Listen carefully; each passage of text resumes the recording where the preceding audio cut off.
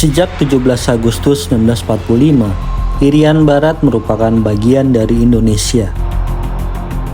Ini mengacu pada prinsip dalam hukum internasional, iuti possidetis, yang menyatakan bahwa teritori dan properti lainnya tetap di tangan pemiliknya pada akhir konflik, kecuali jika hal yang berbeda diatur oleh sebuah perjanjian.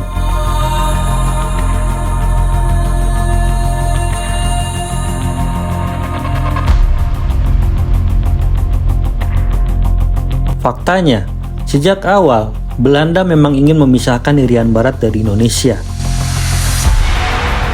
Dalam konferensi Denpasar, usul Van Mook untuk memisahkan Irian Barat dari wilayah negara Indonesia Timur ditolak.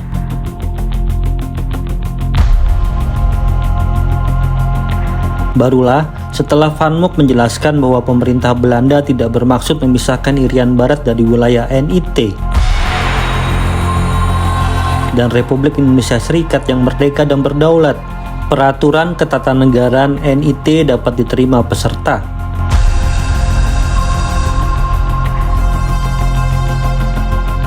Masalah Irian Barat ternyata tidak berhasil diselesaikan dalam konferensi Meja Bundar pada 1949.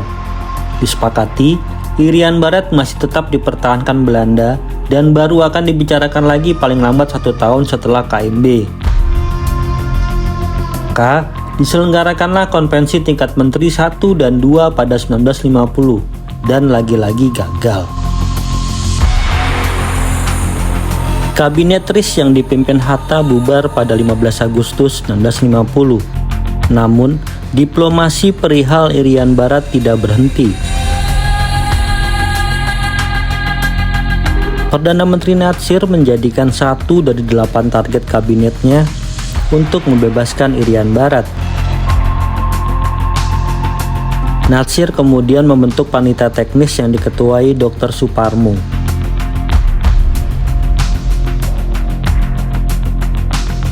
Pada 4 Desember 1950, diselenggarakan konferensi di Den Haag, Belanda. Muhammad Rum menjadi pemimpin delegasi Indonesia. Perundingan itu berlangsung alot, sehingga dilanjutkan pada 7 dan 27 Desember. Mulanya, Belanda tidak keberatan dengan 3 poin terakhir yang diajukan Indonesia. Poin-poin itu juga disetujui oleh United Nations Commission for Indonesia sebagai lembaga penengah kedua belah pihak. Namun, secara tiba-tiba Belanda menyatakan menolak atas 3 konsesi yang telah disepakati sebelumnya. Bahkan, mereka mengajukan 2 konsesi yang bertentangan dengan Indonesia. Alhasil, perundingan pun gagal.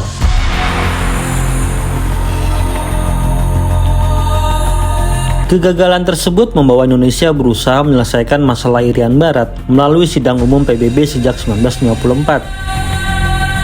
Di luar itu, pembebasan Irian Barat didukung oleh Konferensi Asia Afrika dan Konferensi Gerakan Non-Blok. Meskipun Indonesia mendapat dukungan penuh pada 2 forum internasional itu, isu pembebasan Irian Barat gagal mendapat dukungan di sidang umum PBB. Titik balik perkembangan diplomasi pembebasan Irian Barat baru muncul setelah diselenggarakannya Operasi Trikora.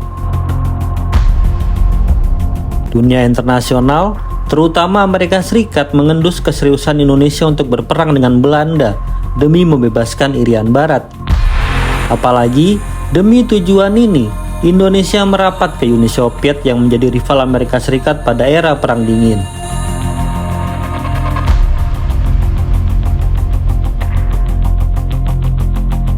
Pihak Belanda nampaknya tidak bersedia berperang karena tidak akan menguntungkan. Terutama ketika Indonesia siap menggelar Operasi Jayawijaya pada Agustus 1962. Maka Amerika Serikat memfasilitasi diplomasi tertutup Indonesia dan Belanda untuk penyelesaian konflik Irian Barat. Dalam perundingan tertutup di Hasslein Estate, Virginia, tepatnya sejak 20 Maret hingga 14 Agustus 1962.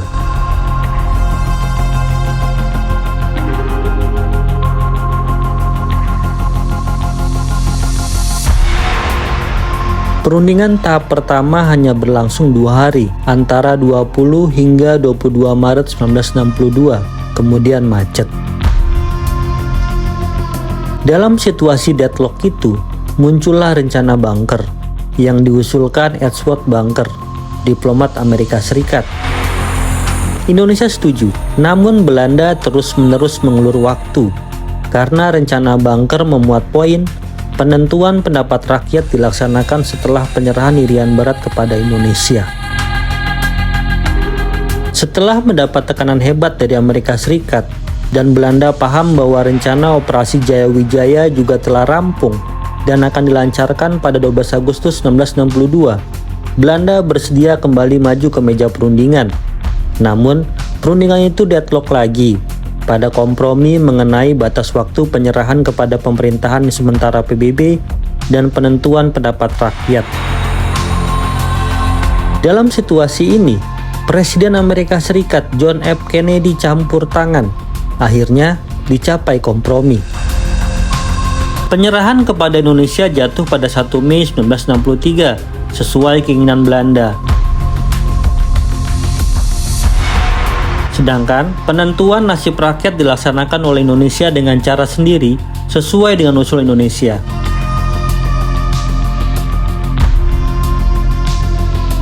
Sidang terbuka PBB dengan pimpinan Sekjen PBB Yuten dapat dilaksanakan pada 15 Agustus 1962 pukul 18.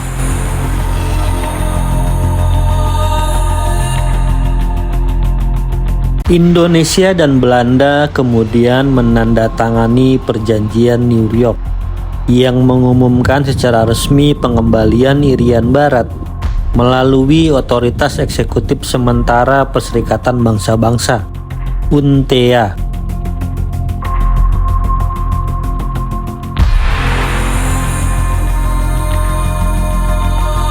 Majelis Umum PBB menyetujui Perjanjian New York dan menerima secara administrasi pada 21 September 1962 dalam resolusi Majelis Umum 1752.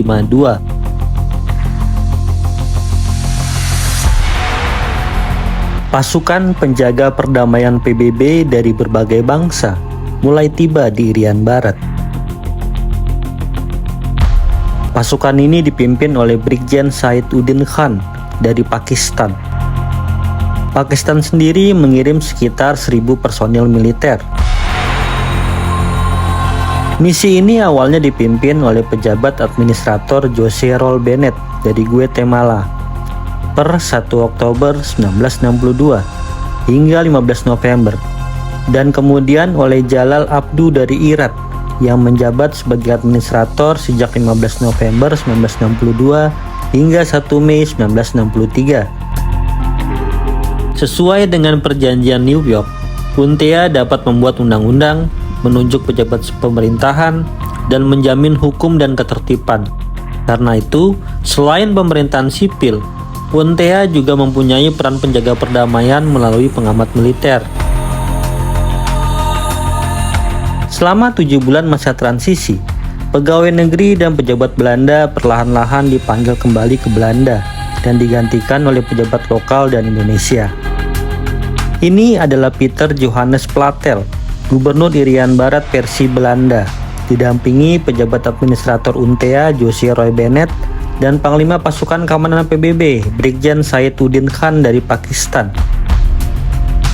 Pada hari itu, Platel meninggalkan Irian Barat dan secara resmi pada 1 Oktober mendatang, Irian Barat akan diperintah oleh UNTEA.